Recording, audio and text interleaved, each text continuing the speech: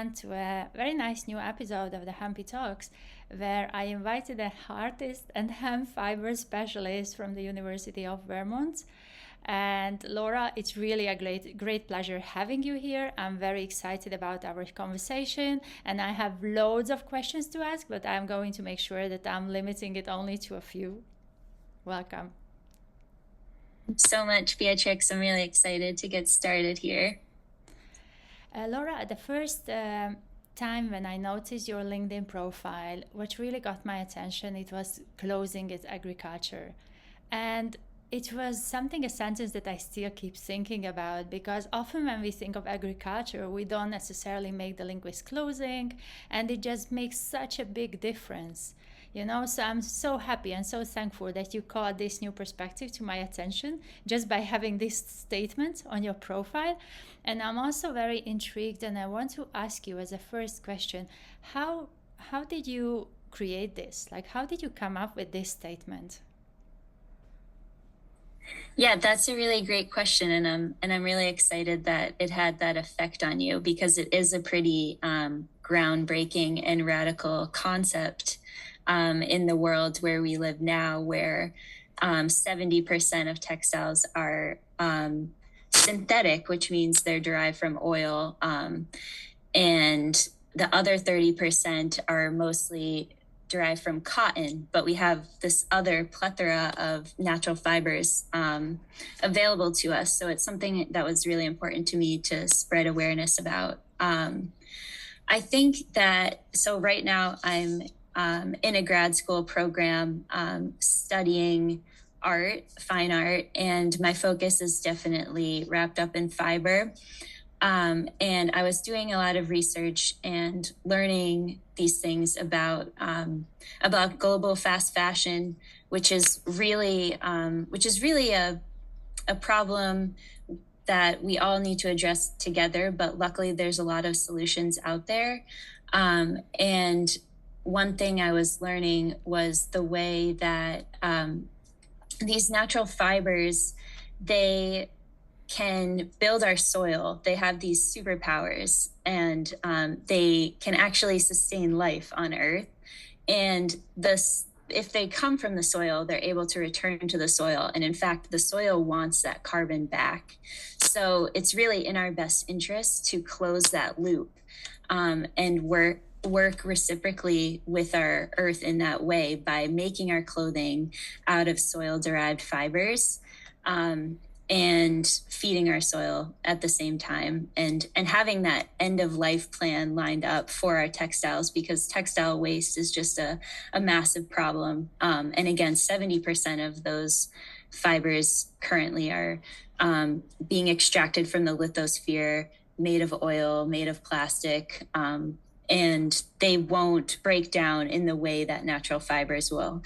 And I like to actually call natural fibers authentic fibers, because a lot of us are familiar with synthetic fiber, but we have this other thing called authentic fiber that our ancestors have been interfacing with since time immemorial. So I like to kind of turn that perspective on its head for people, and I think that was my motivation there. Right. It's a great motivation, and explaining, circular economy just in one sentence, it all makes sense. But it is so often ignored by many. They're just like, many people will just go in, see the brand, buy the thing, even if it's polyester or plastic or something that is super full of chemicals, and they will still go for it. And the authentic fibers, just such a different vibe as well. Like, wearing them is a very different feeling. Would you say that all the natural fibers, all authentic fibers, are equally close to your heart, or is one or two of them closer than the others? Yeah, so definitely hemp has my heart. I don't know what it is about people like you and I, but we just become so in love with hemp. And it is a magical fiber, indeed. There's no question about that. I do want to say one thing. So I come to relate to my clothing in story now. I don't really see it like the things in the store. I totally understand that we all have to. We're all kind of being financially pinched, most of us, and it's tempting to buy things that are cheap, and I just relate to my clothing differently now, where I really like items that have a story to them. Like if someone made me something, that's about as special as it gets. But also, not everyone can afford like the high end authentic fiber items. And so to that, I say that buying secondhand is also equally important, because another thing I like to remind people of is the most sustainable clothes are the ones that are already in your closet, because they already exist. They're not going anywhere. So buying secondhand is a great option if you can't afford a new item that's made of all natural fiber. I do think that wearing natural fiber is really important, and especially for the items that sit closest to your skin, maybe under your clothes. It's really important to wear natural fiber, because our bodies need to breathe in order to perform all their magical processes that keep us healthy, and natural fiber is really healthy for us to wear. So hemp would be my favorite. I love the plant fibers. I think wool is a really great winter fiber that we need here where I live in Vermont. And then it gets kind of complicated. We have a lot of greenwashing happening across the world with new fibers. And I think it's just really important to be discerning and do your research as much as possible when you hear of a new fiber. And I think we're in this global transition time where really very few of our choices get to be 100% virtuous. Our systems just aren't set up that way. So when you find a fiber that's, say, like 70% hemp and 30% synthetic, that's still probably a better choice than a 100% synthetic option. And sometimes we just have to humble ourselves and choose the best option, and know that hopefully in the future there's going to be even more innovation, and we'll have just really great options to choose from that are the healthiest for us and our planet. Yes, absolutely. It's so true. And also the just knowledge about it, just awareness around what I want to wear and what I'm choosing to wear. And I love the story element that you added to it, that having a connection with our items, not just hoarding it, more and more, and then discarding it so often, but wearing them for many, many years, and then discarding them in a very graceful manner. Maybe you are going to give it to a secondhand or a thrift store. Maybe you are just going to donate it to someone personally, or maybe it's really time to let it go. And it feels more of a natural cycle.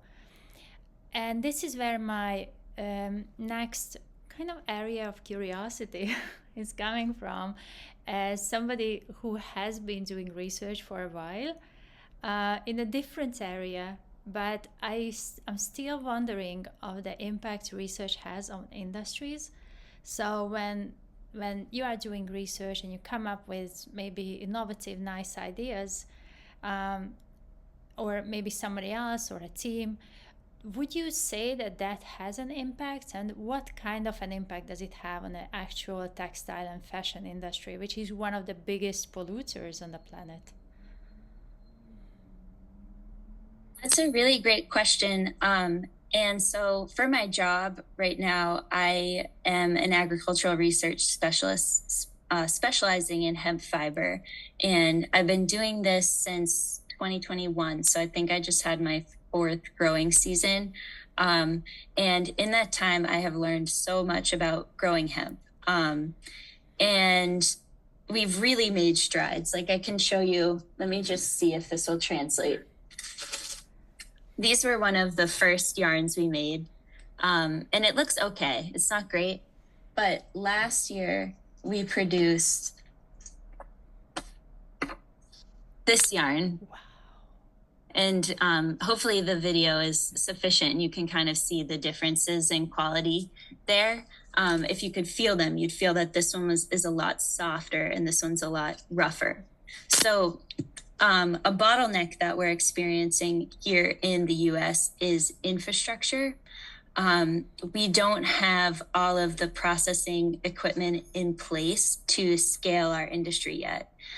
So everything I'm doing is just on a like a research scale, and we really need to make that leap to an industrial scale to see those types of impacts. But I think in working, what's really great about working in research is that I am able to take a lot of risks and make a lot of mistakes that farmers can't necessarily afford to do or make. So my goal is to just learn as much as I can in service to the farmers who are going to adopt this crop into their rotations and whatnot, and hopefully make that transition as seamless as possible for them. And it's something I think we're on the precipice of. It sort of has felt that way for a few years, but we're always getting closer. This year, we're actually going to get a machine. It's called a hackler. And that will take, because I'm just using like 100-year-old hand tools for the most part to process my fiber right now. So we're starting to mechanize that process and really dial in like exactly what we need to make this dream a reality. But yeah, it's been a bit tricky. There's definitely obstacles to growing hemp here that don't apply to other crops, and that can be frustrating too. But hemp is just so amazing. I have no doubt that it will emerge as a really, really lucrative industry in the coming years, and not just for fiber, but for all the things you can do. Bioplastics, the building materials, green building materials. There's so many uses for this plant. Yes, true. And many of the points that you mentioned were also mentioned in previous episodes by people from Hannah from the Czech Republic, Johan from South Africa, Claire and Kitty from the UK. Similar points. So we are all kind of universally or all over the globe in the same boat, where we have a passion for hemp. We believe in its power. That we also look at, I guess, all of these challenges as opportunities, that this is the time to create that machinery that is more advanced than using AI and using much more advanced technology than it was 100 and 150 years ago. And I also like the link that you made between this is where the research becomes very important.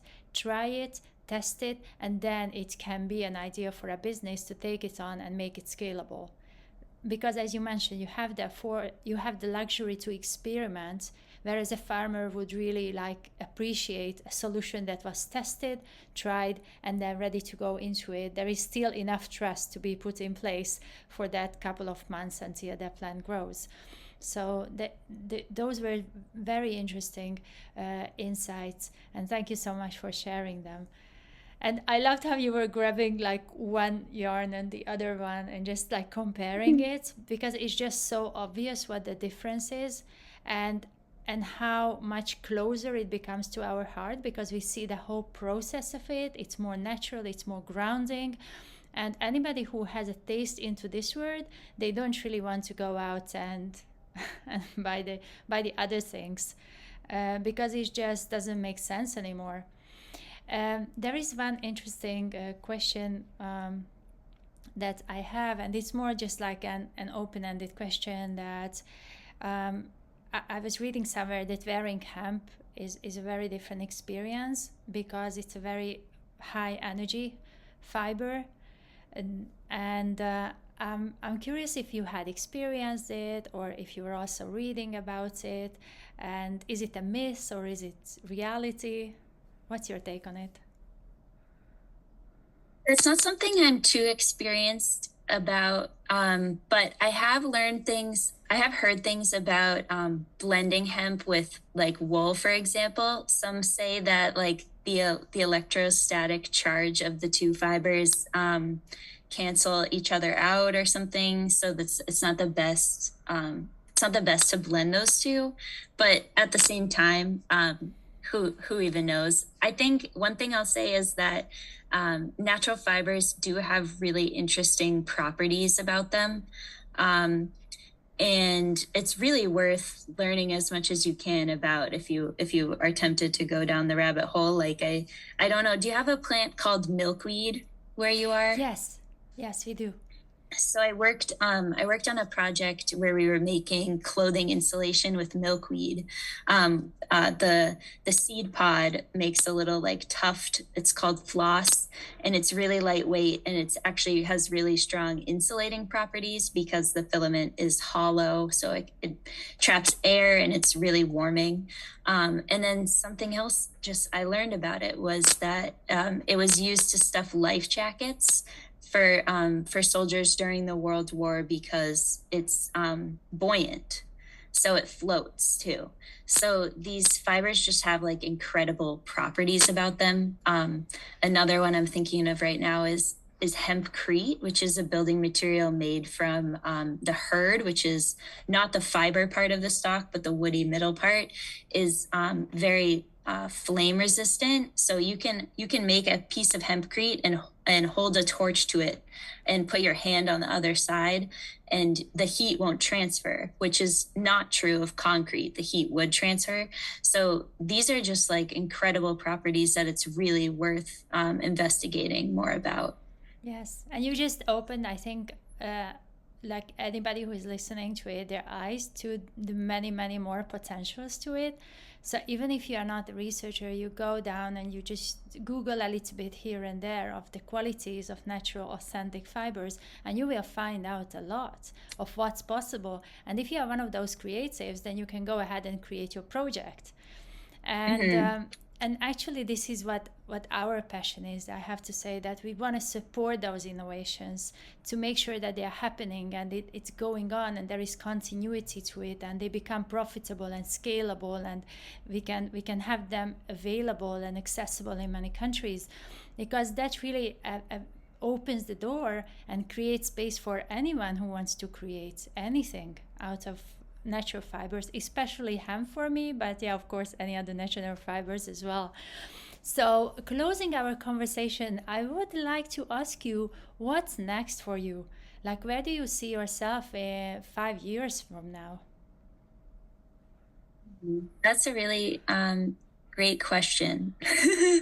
I'm working on another body of work right now that is kind of more focused on the current moment. The U.S. is experiencing a lot of climate crises right now, and folks have reached out to me to make some things. I have a huge surplus of fabric on my hands right now, so I've been making items for hurricane relief, and I haven't been thinking too much 5 years down the road because I'm just kind of responding to the moment. But I really intend to just continue to be in service to this plant. I think of hemp as like one of our closest like allies through time. It's always been such a useful plant for humankind and continues to be, and that's just playing out in my life right now.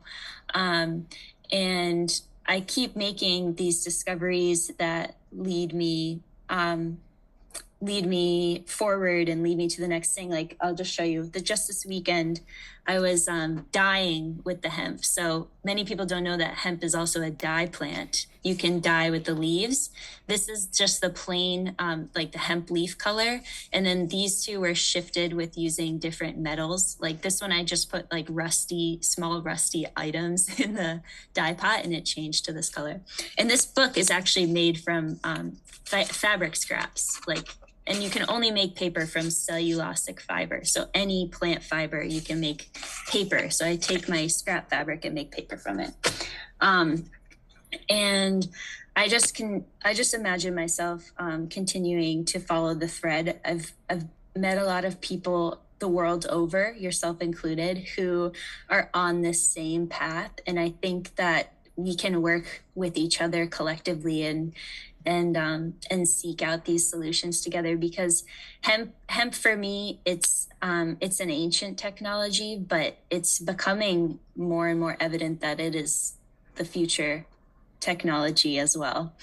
Yes, it's something that was in the past, is in the present, and is going to be part of our future. So kind of growing with us together, and as you said, is one of our best allies, helping us in so many different ways. And I love the dyeing colors and the yarns. So if you are listening to this episode and you haven't seen them, please check out the YouTube, because it's really worth seeing it. And even just seeing them, you will see the difference it makes.